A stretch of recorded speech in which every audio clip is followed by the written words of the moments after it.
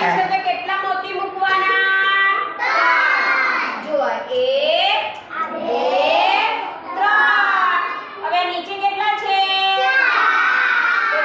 ચલો 1 2 3 4. બધા મણકાને શું કરવાના? ભેગા. હવે આપણે ભેગા કરીને ગણીએ પછી દેખજો કેટલા થાય છે. બોલો